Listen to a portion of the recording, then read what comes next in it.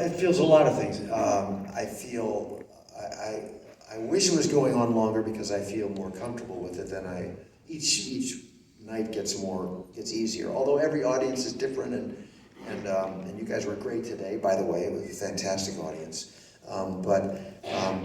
It's, it's a weird thing to train your brain to do this kind of a piece, and then, because it's not something you ever imagined training your brain to do, and then now that I've kind of trained it, then it's like, well, I don't want to, I can't, like, I'm going to go to another one-man show next week, do Ben Franklin in Philly.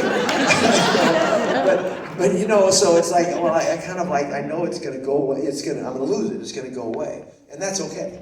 But I feel so much more comfortable in the show because I'm not as worried about what's coming out of my mouth the next half second as I have been. And plus, half the people in the audience know half the speeches, so thankfully no one so far has corrected me when I made a mistake. It's not on, it's upon. You're correct.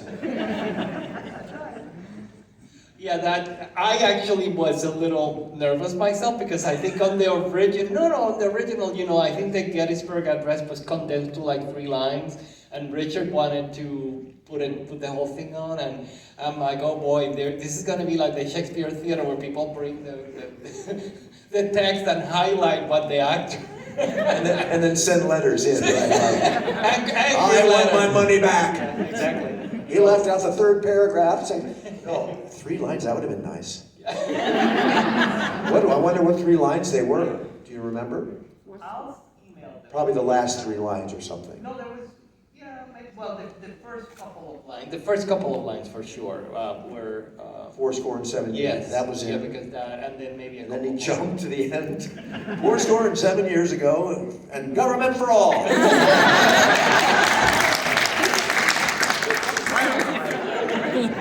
So you see what I dealt with? He messed me up because I had all these speeches and I was looking at the text and I thought, all right, well, I don't have to worry about that page. That's all. Those are speeches, and I'll have them on a little podium or something, and I'll just be able to read them. And then we got here, and he said, whoa. And then also, Lincoln carried half his speeches in his hat. And I thought, well, that'd be clever. And he's like, everybody does that. We're not going to do that. So you don't Gettysburg Address, you just say that. And then first inaugural, no, you just say that too. Second inaugural, just say. You don't get any script for that. So then I was madly trying to memorize all that stuff, which I had ignored. Because you kept saying, don't worry about it, you're going to be fine. And he was. I am going to introduce two of my colleagues. There's Erica here and then Kristen over there. They have a microphone. We want to turn it on to you. So if you want to ask questions, just raise your hand and one of them will go to you. And please speak the question clearly to Scott. Hi, thank you, Scott. This was tremendous. Maybe I'm the only one that noticed it, but it seemed like as the show went on, you seemed to age with Lincoln, or you just kind of embodied it as you were young and old, and no one really knows what Lincoln's voice sounded like. So if you could just speak for a moment on your method of channeling his intonation and kind of aging him through his life. Yeah, thank you. No, we don't have any record. The good news is we don't have a record. Otherwise, that's not the good news. As an actor, then you copy it. You say, I'm going to do Churchill, and this is how Churchill sounded. We have recordings. But they wrote about his voice, and the descriptions were high-pitched and reedy. So, and also that he was not a particularly good orator, but obviously he wrote magnificently, and his words spoke for themselves. So we wrestled with the level of oration skills, and then just it was kind of just a wild, fun kind of exercise for me to just go everywhere vocally, all over the map, because I had the other characters that I could intonate at different times and give inflections to, indifference to, you know, the lovely northern newspaper that I read at the end of the piece, you know. I just had fun with that. I had fun with, Lincoln was never known as a singer, but I just said, I don't care. Because that was just a little nod. But I'm sure he sang because he loved the musicals, and he would sneak into the back of the theater and sit down and watch when people wouldn't know he was there.